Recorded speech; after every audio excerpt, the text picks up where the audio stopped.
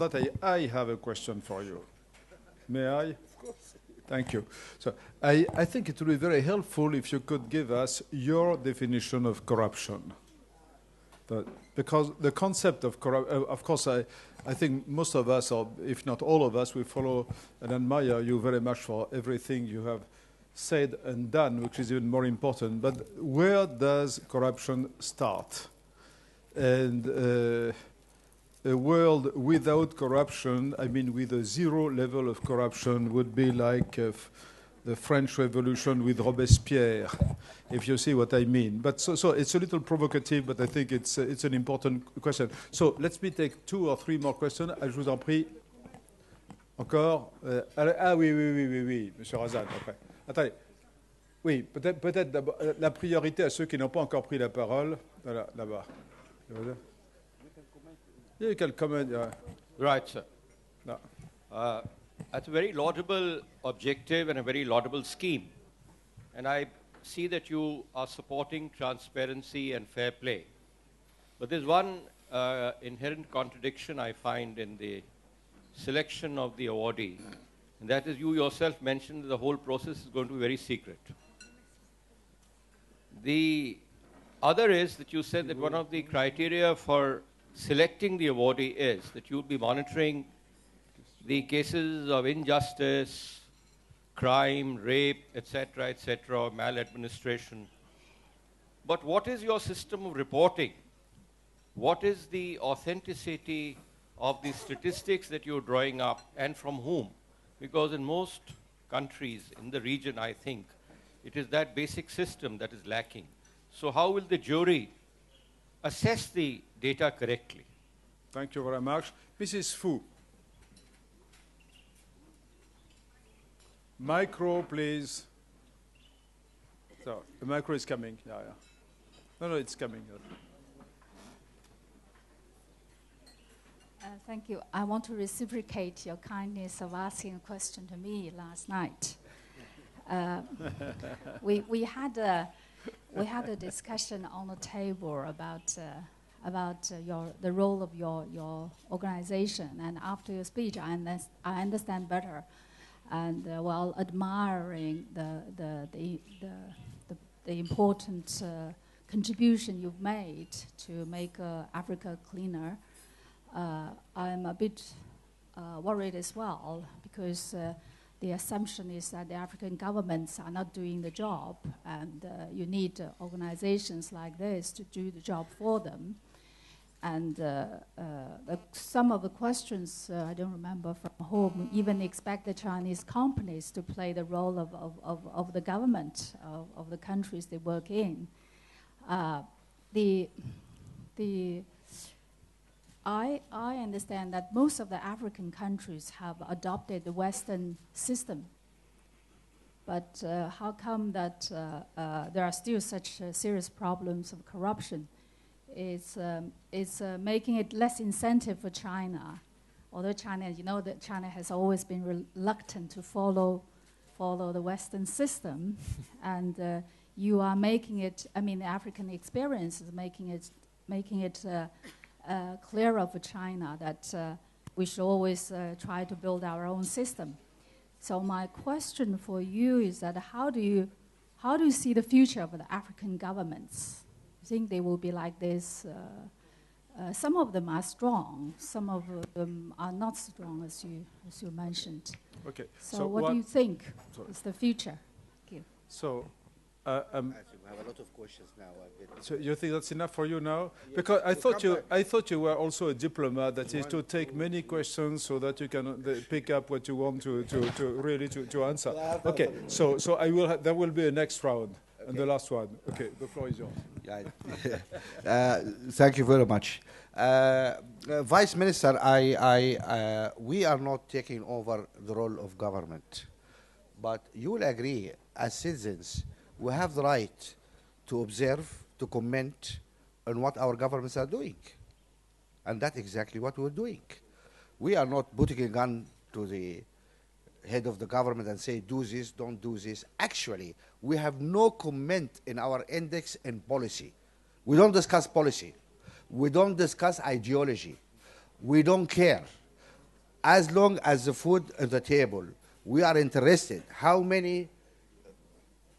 much road has been built, how much schools, how much jobs, what inflation, what is this, we interested in the facts, the quality of life of what you were talking about yesterday, the quality of life of people. What are people living by? How many hungry people we have? That's what we're interested in. And we produce a record of this information. That's all what we do. There is no recommendation here to do this or do that. That's beyond our capacity, and we cannot pretend we are a government. We are not. We are helping all African people to have facts. When we have facts, we all behave better. Is that correct? We need to have the truth. Truth is beautiful. Let's have the truth. And we publish this. Every number here is referenced. Where it's coming from. No single African president, except the Prime Minister of Mauritius, is happy about this. Okay? Because everybody call me and say, Mo, I'm number 10, 11 here. Actually, we should have been number 8, not number 10. So you think so? Okay. We're happy to sit with your people and go through any numbers here. And we sit with those people. And not a single number have changed. Because we have no problem. If any number wrong here, we'll correct it. But because these numbers are scrubbed, and actually what they came from them, what will come from all these institutions, and is open, referenced. I have no interest. My own country is number 48 here. Okay? So I don't go to the Index Committee and say, hey, how do you dare put Sudan in number 48? I cannot do that. It's 48, 48, hard luck. So that is the trying to do. It's our right as citizens to do this. We're not trying to pretend to be government or anything. None. So that is what we're trying to do, madam. We're not interested in ideology. We're not interested what system. Some of our African leaders actually say that actually I would love, you heard that maybe a couple of times from a couple of leaders. What about the Chinese model of development? Okay, no, some of our, they said, you know, and I know. Who said that? How many of them said that? And our answer is simple. That is fine with us, wonderful.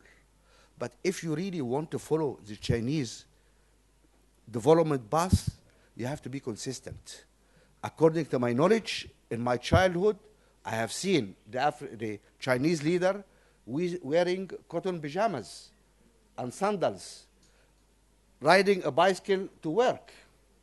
So I say, please take off your biryani suit, leave your big limousine car, get on your bicycle, do like the Chinese did. The country is poor. We cannot afford this limousine and do that. And by the way, I remember the Chinese every year, they go and grab some mayors, some leaders here, and they put them against a wall and shoot them because they are corrupt. So, Mr. President, what about starting with your inner circle, get few of those guys and maybe some people from your family and shoot them every year to show us you are serious about corruption. That's what the Chinese does. But what is the Chinese model? That's part of the Chinese model. If you want to do this, do the whole Chinese model, and we are wonderful with that. We have no problem. Produce another China. Of course, we need regional economic integration, which is a big issue for us in Africa, to produce a China in Africa, but that hopefully we'll do. So that is the question about the Chinese. The gentleman there asked about the numbers. All the numbers here are coming from these sources. Absolutely above board, it is open and referenced. We offer anybody to go and check it. Anybody have an issue, we're happy to respond to it. The decision of the prize committee doesn't depend on this index. That's only one input of the index. It is acts of leadership. Shisano was selected as a leader, to have a prize. Why Shisano was selected? In their citation, what they said, because Mozambique is quite low in the index. I'm not sure where is it here. Natalie, you are director of research. I want to test you. Where is Mozambique? Which number? Huh? It's probably 30 something. It's quite low. However, the president won the prize. Why the president won the prize? Because here is the president come to power, and there is a savage civil war in their country. And he stopped that. He extended his hand to his enemies. And Renamo was a very savage organization funded by the racist regime in South Africa, if you remember that. And he said, please come and fight us in the ballot box. Stop the killing. We are destroying the country. So those guys come and fight. So he introduced this democracy and invited the enemy. Stop, because conflicts, wars are killing us. See what's happening in Darfur, what's happening in Somalia. We want to end with that conflict, destroy governance. And then he did not even finish his term. He left. So that is a great act of leadership. Look at Mandela. I don't need to tell you what Mandela did to transform his country peacefully, etc. So Botswana, the president of Botswana, this one country which showed that you can use your resources to really benefit your own people, not your personality. I mean, I told you a small story. Kofi Annan was telling me the other day, when they started the African Union and Haile Selassie was meeting people at the airport, the president from Botswana was arriving, and this guy was waiting at the, and the plane came, and the people come from the first class, of course, ferries, and there's no president, Masiri actually at the time, there's no president. So they rolled up the red carpet and went. The emperor left. And later in, at the last, this guy come. He actually was flying economy. He was sitting in the back of the plane. So when he come down, there's no reception, there's no party, there's no official cars, and say, oh, shall we call you a taxi?